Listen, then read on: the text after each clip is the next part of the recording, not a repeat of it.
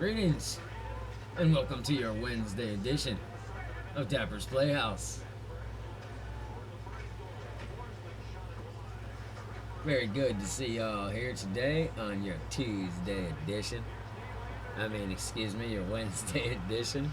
I'm a little tripped out here and distracted for people who are watching something. Anyways, it's good to be with you on this fantastic, wackiest of Wednesdays. If it's your first time, what we like to do here is search them TikToks for something wacky, for something wild, for something crazy. You know, something educational. Matter of fact, today we might be coming a little education heavy. So get your learning helmets on and get ready. Don't forget to like, share, and subscribe. Please watch this video all the way through. I'm trying to move mountains here, and you can help out. Don't forget to tell all your friends they should be subscribing too. And away we go. This is what I imagine happens in Australian kindergarten classes. Alright, you bunch of cunts, we're actually all going home early as we've got an infestation of funnel web spiders in the school. It's probably something like that, yeah. I don't know about the cunt spot, but you know, it might be. Anyone from Australia? Let me know. This little motherfucker right here, that's a wren. 6 inches of pure violence wrapped in feathers. Nice. He weighs less than a goddamn Snickers bar, and he will absolutely wreck your shit without blinking. Wow. You think size matters? Not to him. He'll beat the brakes off birds twice his size, smash their eggs, and burn their whole family tree to the fucking ground. Wow. He doesn't just sing, he screams like he's been set on fire. 24-7. Territory, his, your nest, his, your girl, probably fucking his too. Wrens build multiple nests just to flex. Pick one, bitch. That's the energy. Yeah. Cute? Fuck no. This is nature's most pissed off lightweight. Certified badass. Certified Napoleon. killer. Step in his hood and he will Napoleon. up the switch on you. Period. Napoleon bird. Have you ever seen this place in your dreams? Mall World is an unsettling yet strangely familiar, massive and maze-like shopping complex that feels like the back rooms and the liminal space combined. Some people report seeing endless escalators, floating stairwells, hidden passageways, crystal shops, antique stores, along with modern stores and restaurants, an arcade, an indoor water park, and towering I don't know about a Rite Aid. food courts. Have you been to Mall World? I don't know about a Rite Aid though. Comment down below. You ever been to that place in your dreams? Look at this shit. What is this shit? Come on, just go home. Just go home. I'm not even sure if that's legal. Good night. If you take out your eyes, what do you think you can see? Well, most people think they see darkness at all, but in reality, you could see Bombardiro crocodilo. Un fottuto alligatore crocodilo. You could, you might. Bombardiro Miss crocodilo. Paula, what did the student tell you? Fuck you. Nice. She was mad because I made her do some work, and this is her response. Non-verbal don't mean they can't talk. They'll draw it out for you. Yeah. Cut and paste. She did some work.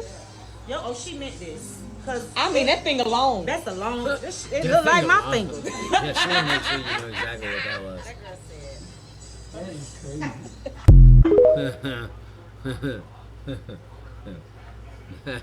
Cheddar cheese. That It kid's turns going places. tortilla chips into hot, delicious nachos. Nice. But take away the cheddar. And they had commercials bring like that and for you're- cheese, you know, cheddar cheese commercial, and like beef, you know, pork, the other white meat.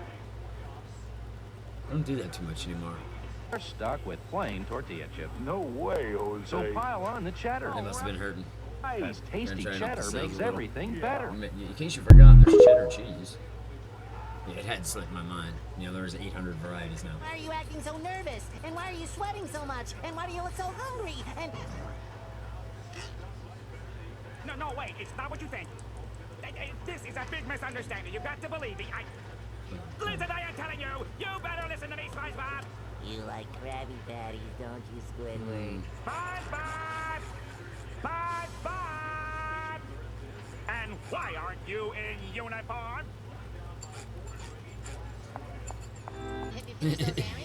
Have you finished those errands? Have you finished those errands?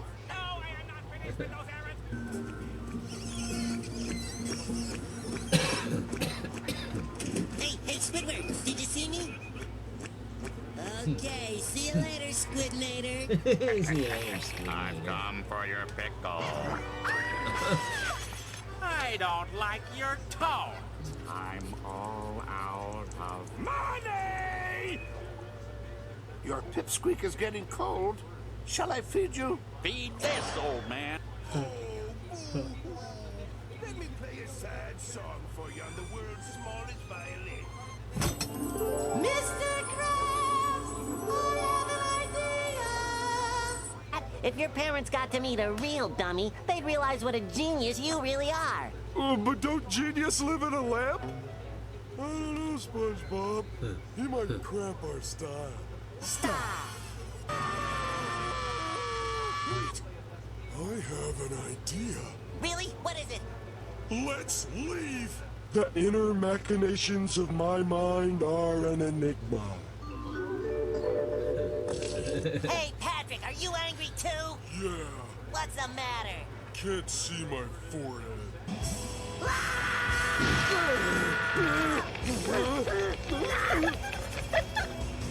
No! My name's not Rick!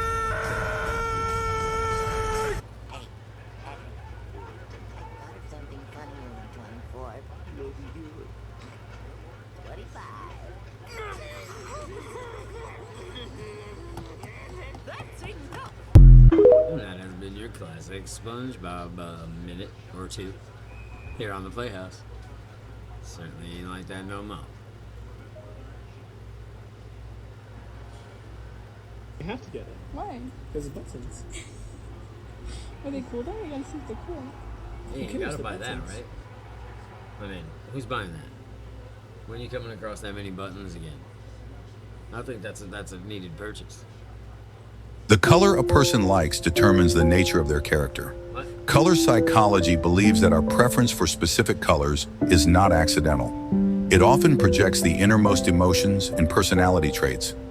As early as the 1940s, the Swiss psychologist Max Luscher put forward the theory of the correlation between color preferences and personality, and he developed a color test to diagnose personality. Really? Luscher believed that if two people have the same color preference, their personalities may also have similarities. The famous psychologist Carl Jung once said that color is the mother tongue of the subconscious. Colors can directly convey our latent emotions in the code of our character. So what kind of character does each different color map to? Let's talk about it one by one. Green is the base color of nature, symbolizing vitality and hope. It makes people think of lush trees and a peaceful forest. People who like green usually have a calm and composed personality and firm willpower. They have strong self-control and the ability to withstand pressure. They tend to think rationally and are not easily swayed when facing things. They can always maintain a balanced and stable emotional state. Those who like green are often very patient, plan their tasks well, and are good at self-management. Whether it's arranging time or implementing goals, they can do it in an orderly manner. In social situations, they don't like to show off. Instead, they prefer to be quiet and reliable doers. They give people a sense of stability and security. At the same time, they have their own principles and ideas in their hearts. Once they identify with something or a certain value, they will firmly believe in and defend it and are not easily influenced by others. Of course, this also means that they may sometimes seem stubborn and inflexible. In addition, in Western culture, green is also associated with jealousy. Indeed, some people who are particularly fond of green may have a strong possessive desire in intimate relationships and deeply long for a sense of security. Overall, those who prefer green are like evergreen trees, giving people a sense of steadfastness and reliability. They balance their lives with reason and perseverance, but they also need to be careful not to be overly stubborn. Tough one. Hi, I'm Michelle, and today I'm going to show you what's in my bag. A preserved heart. Embalming fluid. Damn. Skulls. I want to party with you. This thing. Art. A glass eye. Damn. And last but not least, this guy. But you definitely need that guy. I just saw a video of a girl saying that she witnessed another girl wipe her own period blood on her teacher's desk because he wouldn't let her go to the bathroom. Gross. And I would like to add to this, when I was 14, I had my wisdom teeth taken out. And I was in the back of my science classroom, and I yawned, and I felt a pop, and there was a lot of blood. So I went to my teacher, and I was like, can I go to the bathroom? And he was like, no. And I was like, may I please go to the bathroom? He was like, no. I move my hand, and there's blood in my teeth, and I go, my stitches just popped. And if you don't let me go to the bathroom, I'm going to lean over your desk, open my mouth, and bleed on your laptop. Ew. Anyway, I went to the bathroom. Yeah, I bet you did. I bet you did. That's one way to go about it. For certain. Superman! Wonder Woman! You're talking my language, yo. That is Saturday mornings right there. The Saturday morning pack. Batman and Robin! Aquaman! Black Vulcan! Samurai! Apache Chief! Together they form the world's greatest force of good ever assembled. Dedicated to truth, peace, and justice for all mankind. These are the Super Friends. Meanwhile, at the Hall of Justice. It's the trouble alert. Planetary powers, activate! Shape out an eagle! Form of water.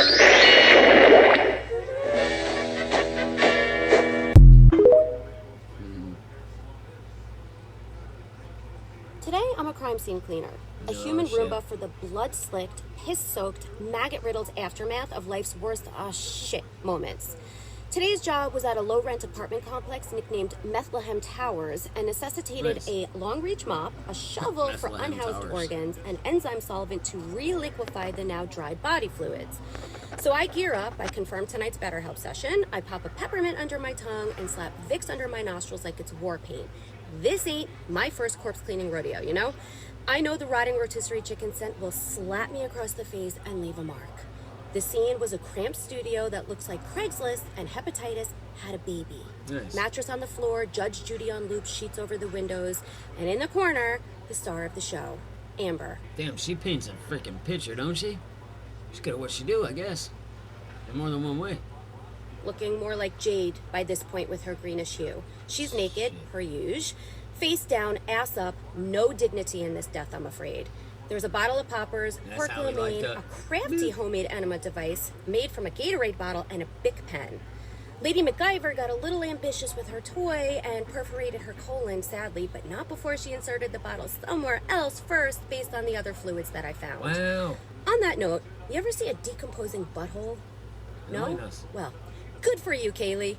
We are not the same. So, I'm halfway through bagging the decomp fluid when I hear the squelch. Not a drip, not a splash, a squelch. My knee has landed in whatever seeped out of the aforementioned decomposing butthole, and it is wet and alarmingly chunky and sticking to my leg like it had every intention of doing just that. So yeah, today, I'm a crime scene cleaner. Nice. Here's my impression of a helicopter. Yeah, that's pretty badass. I believe it.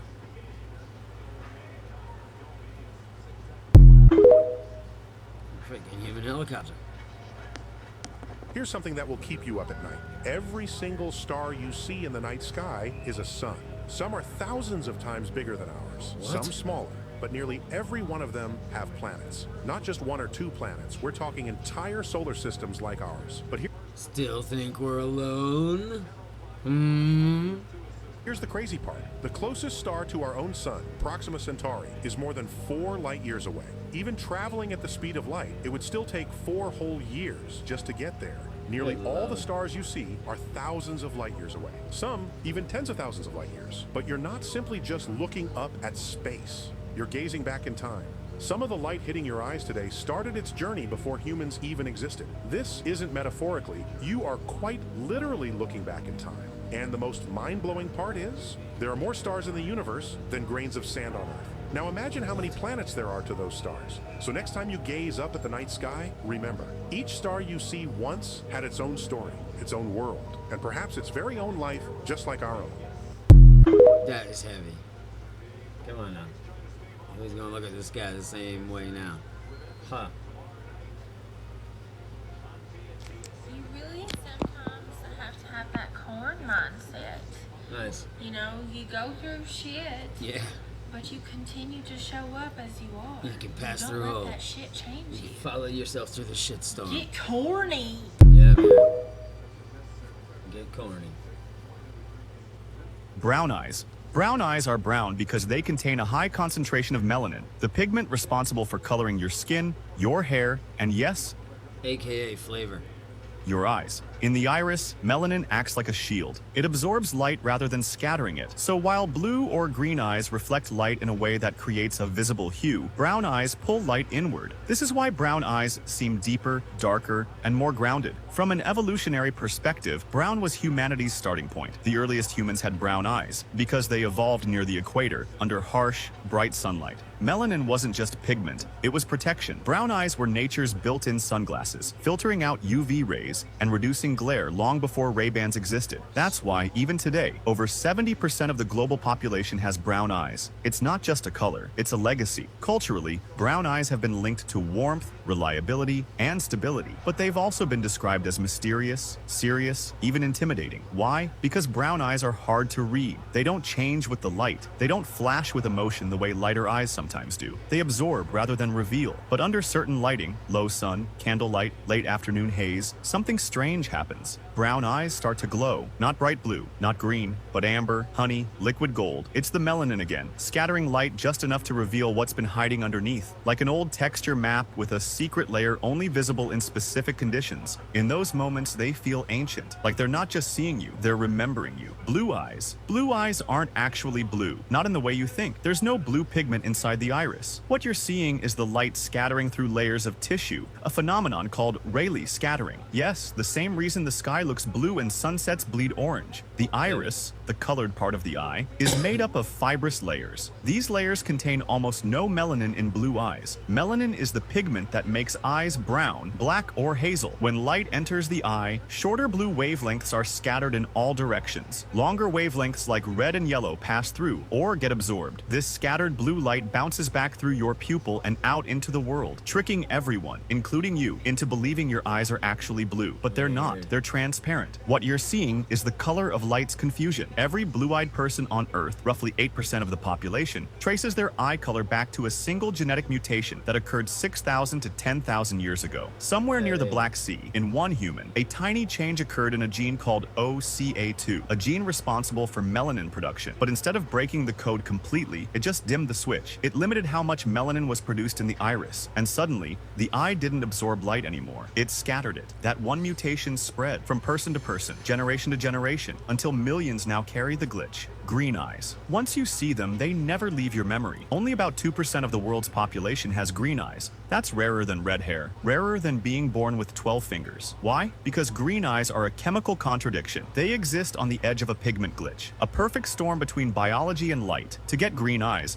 the body has to balance just the right amount of two things: melanin, the brown-black pigment responsible for dark eyes and skin; lipochrome, a yellowish pigment found in the iris. Most people have too much melanin, and their eyes come out brown. Some people have almost none, so light scatters off their irises, and their eyes appear blue. But green eyes? They need just enough melanin to darken the iris, and just enough lipochrome to tint the light that bounces off it. Then you add the final ingredient, Rayleigh scattering, the same thing that makes the sky blue. Light enters the eye, hits the iris structure, and reflects back, but now it's been bent, and the result is green, a rendered illusion so delicate that the smallest tweak in pigment breaks the effect entirely. Green eyes don't sit still. They shift in different lights: gold, jade, moss, steel. They look calm in the shade, then snap with energy in sunlight, like they've got a secret loaded behind the iris, waiting to be triggered. Green eyes aren't just rare, they're unstable beauty, an optical accident that stayed.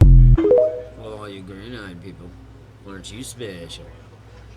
One thing about me, I'm actually a chronic rule follower.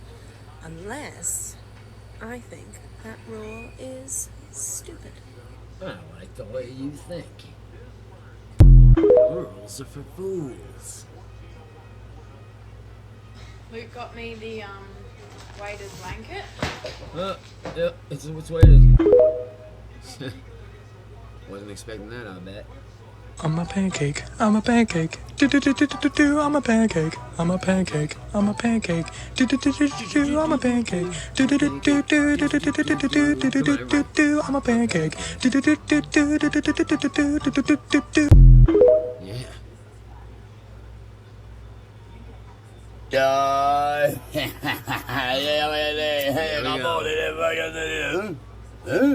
Who knows what's coming? Here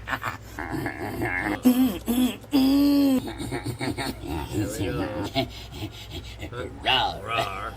Come on now. Rawr. Big one.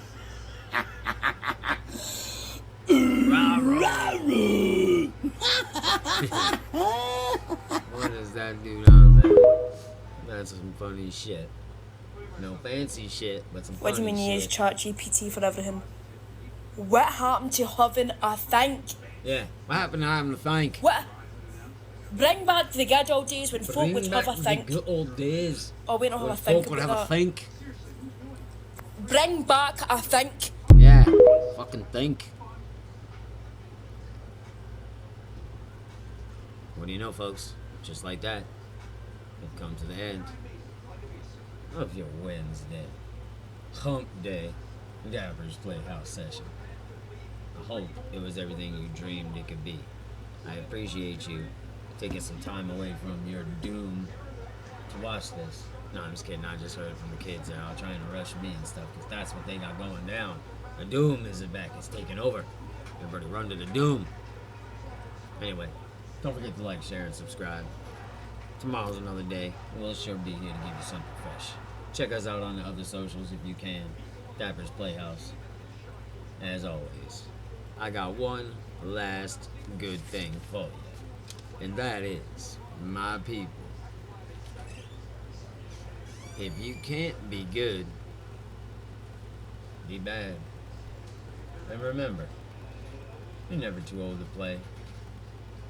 I'll catch y'all on the flip side.